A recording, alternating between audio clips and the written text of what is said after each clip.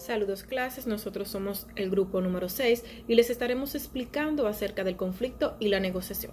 Este grupo está integrado por Yarina Brito, Omeli Castro, Verónica Pérez, Noelia Aracena, Whitney Gastón y una servidora Jennifer Mejía.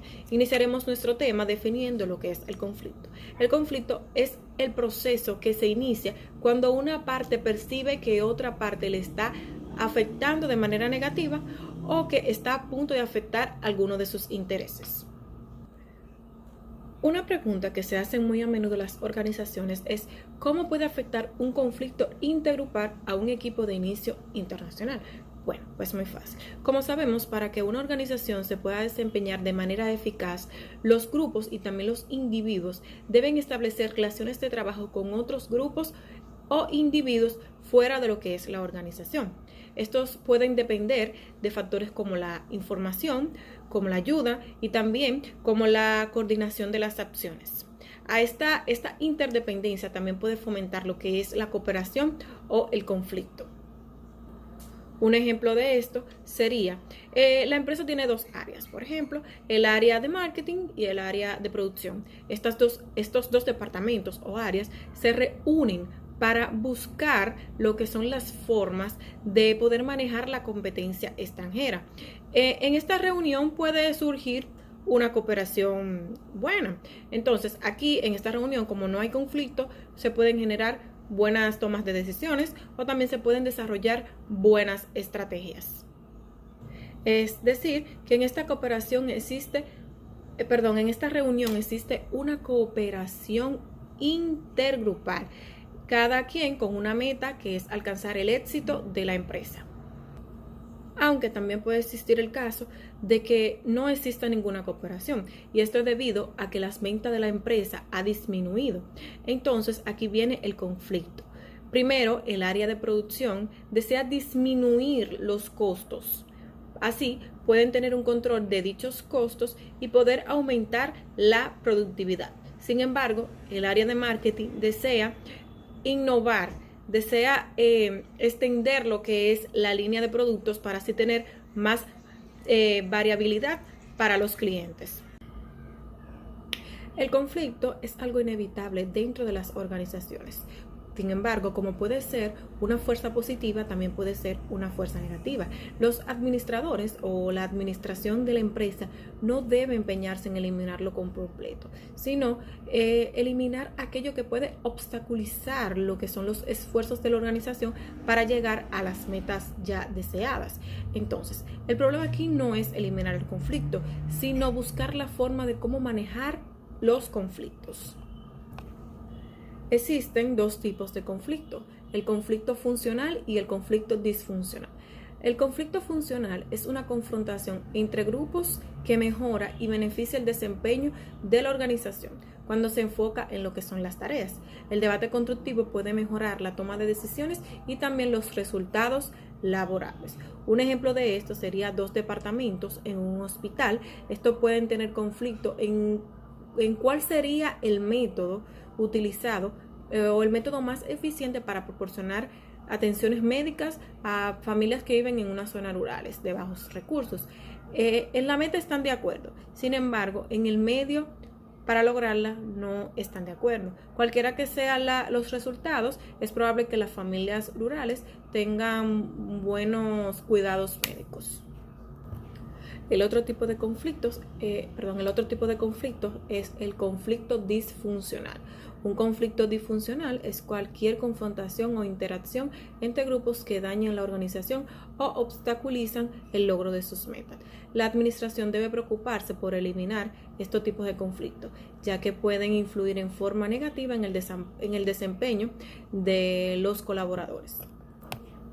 Muchas veces los conflictos benéficos pueden resultar negativos o pueden resultar dañinos. Esto es debido al nivel de estrés que pueden surgir por este tipo de conflictos.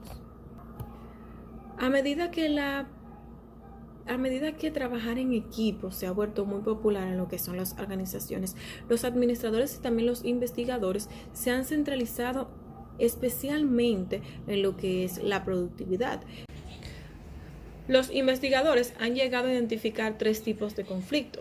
El primero es el conflicto de tareas. Este se refiere a los miembros que tienen diferentes puntos de vista acerca de cuál es la tarea del grupo. El segundo tipo de conflicto es el conflicto intergrupal, también conocido como conflicto de relaciones, que se refiere al ser consciente de las incompatibilidades interpersonales entre los miembros del grupo. Este puede llevar lo que es el sentimiento de descontento, tensión, irritación y frustración. El último tipo de conflicto, y es el más reciente, es el conflicto de procesos, que lo podemos definir como una conciencia de que existe una controversia respecto a cómo se realizarán las tareas de los grupos. Dentro de este están lo que se puede asignar como las responsabilidades de los distintos grupos o de los distintos integrantes del equipo de trabajo. Hasta aquí mi parte, seguimos con mi compañera ya. ¿Por qué ocurre el conflicto? Todos los grupos tienen al menos un conflicto parcial con cualquier otro grupo que interactúen. Existen 4 factores que conllevan al conflicto, en los que tenemos la interdependencia laboral, las diferencias en las metas, la diferencia de las percepciones y el aumento de la demanda específica. La interdependencia laboral ocurre cuando no existe interdependencia recíproca entre los dos grupos de las organizaciones para distribuir las tareas. En la interdependencia común, esta no requiere de la interacción entre los grupos, al menos que la organización lo autorice. Y en la interdependencia secuencial, esta requiere de que la producción de un grupo sirva como insumo de apoyo para otro grupo. Todas las organizaciones tienen interdependencia laboral y común. Entre los grupos más complejos tienen una interdependencia secuencial. Mientras más grande es la organización, esta tendrá interdependencia común, secuencial y recíproca entre los grupos. Cuando más compleja sea una organización, mayor será el potencial de conflicto y más difícil las tareas que esto van a enfrentar. La diferencia de las metas son las subunidades de la organización que se especializan y desarrollan las metas de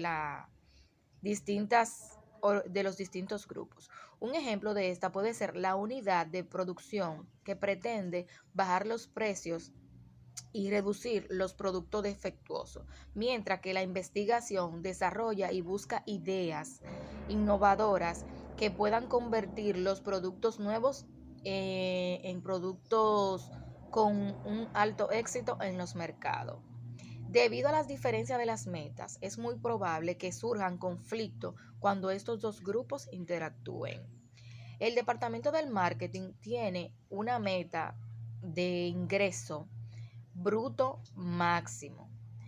En contraste, los créditos buscan minimizar la pérdida de los gastos según el departamento que predomine. Estos pueden seleccionar distintos clientes. Por lo general, aquí de nuevo surgirá un conflicto como resultado de que cada uno tiene meta distinta. También tenemos los recursos limitados, que se asignan recursos limitados a las dependencias mutuas que se incrementan en las metas. Los grupos se vuelven más evidentes cuando ocurre esto. Las estructuras de recompensa es cuando el sistema de recompensa se relaciona con el desempeño de cada grupo en lugar de relacionarse con la organización. Esto aumenta a que surja el conflicto intergrupal. Los desempeños que generan como una variable independiente, eh, aún viendo la realidad vulnerable, esto puede causar un conflicto intergrupal que surge de las diferencias de las metas, no solo en las metas disfuncionales, como dije anteriormente. Las diferentes percepciones que se dan entre los grupos, estas pueden ir acompañadas de percepciones distintas y no a las que está acostumbrado a cada grupo de la organización. En las metas diferentes, estas contribuyen a diferentes percepciones del marketing. Un ejemplo puede ser incrementar la participación de un mercado. Hasta aquí mi parte. Buenas, mi nombre es Omeli Castro y estaré hablando acerca de las consecuencias de los conflictos disfuncionales intergrupales. Aquí podemos decir que algunos investigadores han dedicado décadas a la investigación y análisis de cómo afecta el conflicto disfuncional interpersonal. Estas están divididas en dos categorías y una de estas es cambio dentro de los grupos. Aquí podemos decir que probablemente ocurran muchos cambios dentro de un grupo que está lleno de conflictos intergrupales. Dentro de esta categoría están diferentes cambios. Uno de estos es mayor cohesión del grupo, en donde la competencia, los conflictos y las amenazas externas generalmente ocasionan a los miembros del grupo que dejen a un lado sus diferencias individuales. Otro es liderazgo más autocrático, que en situaciones de conflicto externo, cuando se perciben amenazas, probablemente los métodos democráticos son menos populares. También está el enfoque en la actividad. Normalmente cuando existen amenazas dentro de los grupos, estos deciden en enfocarse más en las tareas, en cómo realizarlas y en realizarlas bien. Es como centrarse más en ellas. También está énfasis en la lealtad. Esto quiere decir que la conformidad con las normas del grupo se vuelve más importante en situaciones de conflictos, ya que sus prioridades cambian y están más centrados en la satisfacción grupal más que en la individual. Otro de los cambios es estereotipos negativos. Aquí podemos decir que los estereotipos negativos se refuerzan conforme aumenta el conflicto y las percepciones. Cuando un estereotipo negativo es factor en un conflicto, los miembros de cada grupo ven menos diferencias en su unidad de lo que realmente ya existen. Y al igual que mayores diferencias entre los grupos que ya hay en realidad. Y el último cambio, pero no menos importante, es menor comunicación. Aquí podemos decir que la comunicación entre los grupos en conflicto se rompe, lo cual es sumamente disfuncional, sobre todo cuando existen relaciones de interdependencia secuencial o recíproca. Hasta aquí ha sido mi participación, espero que les haya gustado y les haya servido de mucha ayuda. Hola, mi nombre es Verónica y estaré exponiendo lo que son los manejos del conflicto. Los administradores invierten hasta el 20% de su tiempo en la organización, lo que es el manejo del conflicto. Ellos tienen que buscar inmediato la solución, ya que esto le puede perjudicar a la empresa, o que puede llevar a lo que son un bajo desempeño y también un masivo renuncia también. También tenemos lo que es la solución del problema, el método de confrontación. Esto trata de poner a las personas que tienen algún tipo de conflictos y enfrentarla frente a frente para así poder encontrar la solución perfecta para ellos. También tenemos lo que son las metas subordinadas. Esto trata de la manera de una solución del conflicto entre los grupos. Esto llega a desarrollar los objetivos que tienen en común para así poderlo llegar a la meta o el objetivo que tengan. El compromiso. El compromiso, esto lo hacen mayor frecuente para que las personas que tengan algún tipo de diferencia, ellos puedan como buscar la manera, como no darle la razón ni uno ni otro, sino en conjunto buscar lo que son la solución y que ambas partes queden satisfechos con el resultado obtenido. La variante humana, esto se enfoca en lo que es cambiar la conducta de las personas y también se enfoca en las causas del conflicto y actitudes de los principales que están involucrados en estos. También tenemos los que son los manejos del conflicto intergrupal mediante la negociación. Esto lo usa mayormente para poner a las personas y así poder llegar a un acuerdo. Y también podemos, primero de la organización, podemos llegar a un acuerdo entre ellos amigablemente, y esto es lo que más mayormente se usa también. Ahora vamos a llegar a lo que es las causas de este tipo de conflictos. Puede ser por diferencia de metas, diferencia en la percepción y también diferentes tipos de plazos que tengan cada una. Las consecuencias de esto son cambio en los grupos, esto pueden afectar mucho también, y también los líder autocrático. Las técnicas mayormente que se usa para poder lidiar con esto sería la solución del problema, la meta subordinada, las soluciones y alternas de la variable humana. Consecuencias funcionales. Podría ser los cambios de adaptación, búsqueda de solución y consecuencias del problema también. Esta fue mi parte de exposición y paso con mi compañera. Buenas, mi nombre es Noelia Aracena, integrante del equipo 6. Estaré hablando acerca del manejo de conflicto intergrupal mediante la negociación, tipos de negociaciones y las tácticas utilizadas para las negociaciones. El proceso de negociación se lleva a cabo cuando dos partes en conflicto o con intereses diferentes se unen para llegar a un acuerdo. Generalmente, ambas partes llevan a la mesa propuestas que son analizadas para luego ser puestas en práctica. Debemos de conocer los diferentes tipos de negociación. Existen dos tipos que son negociaciones transculturales. En esta se utiliza lo que es la negociación internacional, tomando en cuenta la cultura de la organización o de los grupos que se están llevando a cabo en el momento.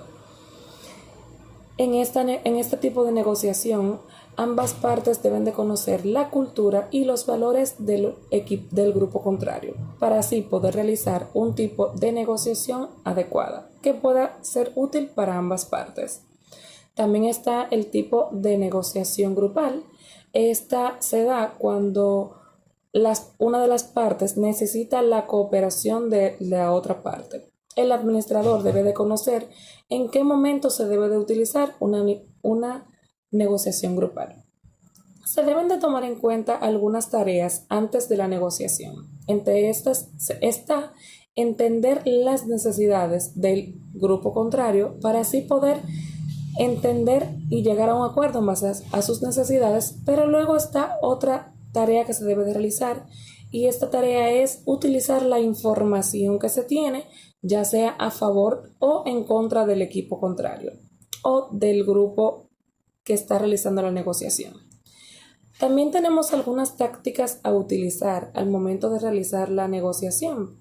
Una de estas tácticas es chico bueno, chico malo. Todos hemos visto en algún momento alguna película, alguna serie, y en esta hemos podido observar que hay un policía bueno, un policía malo.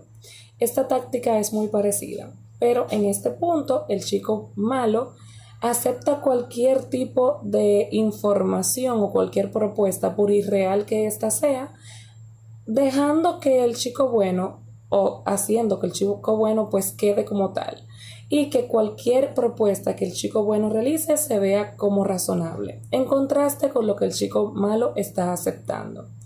También está la táctica del mordisqueo. En esta el administrador utiliza a su favor las propuestas que el equipo contrario le ha realizado.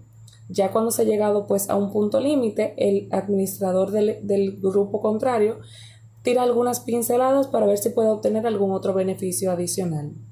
También tenemos la táctica de dividir las diferencias. Cuando el equipo ya ha llegado a un punto muerto, se debe de buscar alguna otra alternativa para que la negociación continúe, porque de lo contrario se van a enfrascar en un círculo y no van a llegar a ninguna conclusión.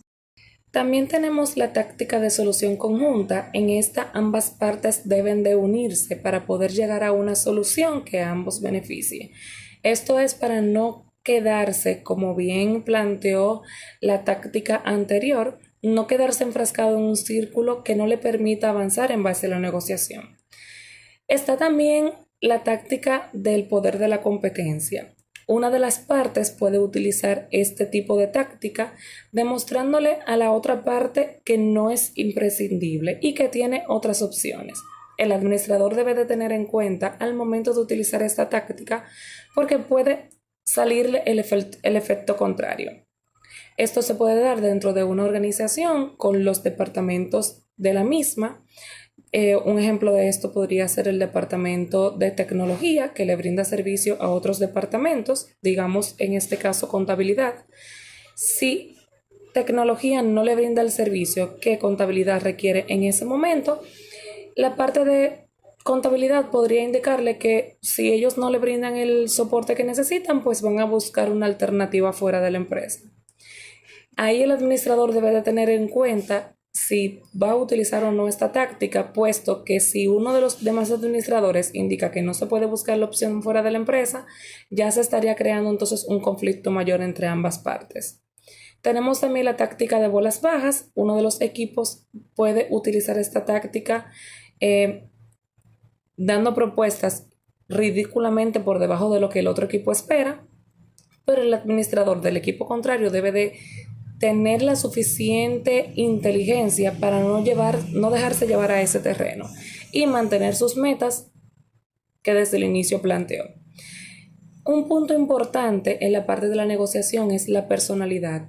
Cualquier administrador exitoso utiliza este tipo de técnica, conocer los rasgos y la personalidad del equipo contrario, ya sea para utilizarlo a su favor o en contra del mismo. Hasta aquí mi parte, estaremos continuando con mi siguiente compañera. Gracias.